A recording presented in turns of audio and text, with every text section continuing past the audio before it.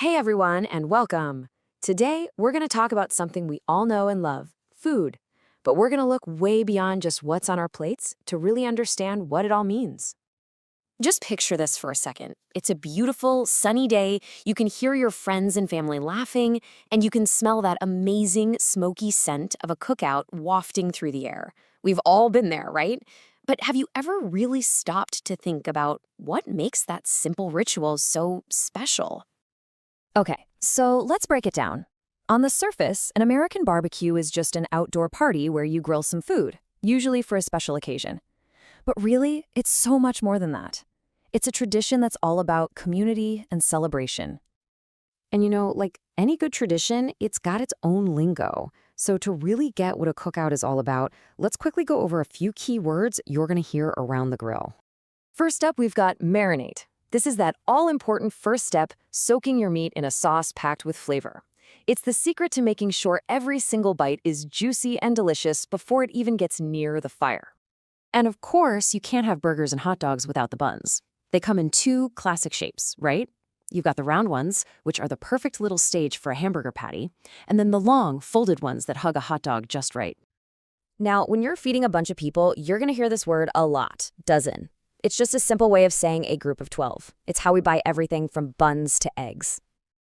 And if the party's even bigger, you might hear someone say they need a couple dozen, which just means about 24. It's how you talk when you're getting ready for a really hungry crowd. Then you've got kebabs. You know these, right? Those amazing sticks loaded with pieces of meat and colorful veggies. It's a way of grilling that people all over the world absolutely love. And what's the centerpiece of this whole party? The grill, of course. This outdoor stove, whether it uses fire or hot coals, is the heart and soul of the whole thing. It's where that incredible smoky flavor comes from.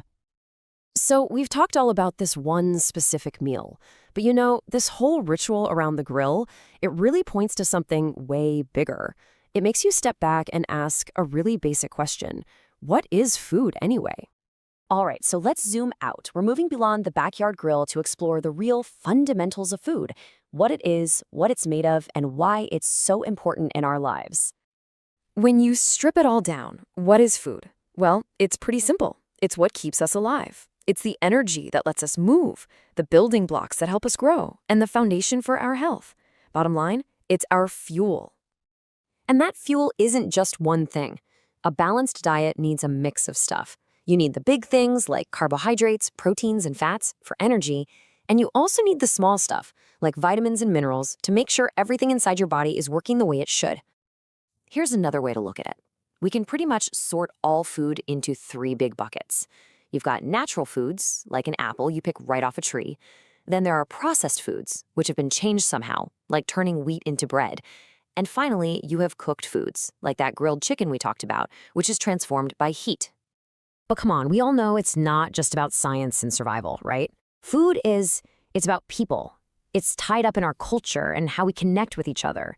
It's all about what happens when we gather around a shared table.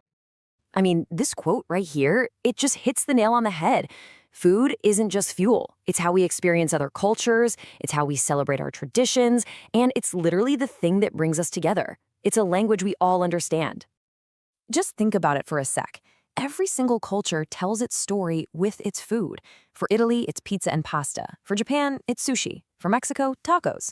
And that's why a barbecue feels so American, even though people in other places, like Chile, have their own amazing grilling traditions, especially for their big national holidays. And isn't it funny how food is always there for the big moments? We celebrate our lives with it, from birthday cakes with candles to massive holiday feasts to special wedding meals and, yep, those classic summer barbecues. All right, we've really been on a journey here, from the details of a single cookout to the role of food all around the world. So let's wrap things up and take that final bite. But hey, before we wrap it all up, how about a few little fun facts to chew on? Did you know that the first carrots weren't orange? They were purple? Or that honey literally never goes bad? Archaeologists have found pots of it in ancient tombs that are still perfectly good to eat. And get this, bananas are technically berries, but strawberries? They're not. So if there's one thing to remember from all this, it's this simple idea. Food is fuel, and food is connection. It powers our bodies, for sure, but it also feeds our relationships and our communities. It does both at the same time. And that brings me to my last question. For you. Think about it. Every family has that one recipe, that one special dish that's more than just a meal. It's a story. So, what dish tells your family's story?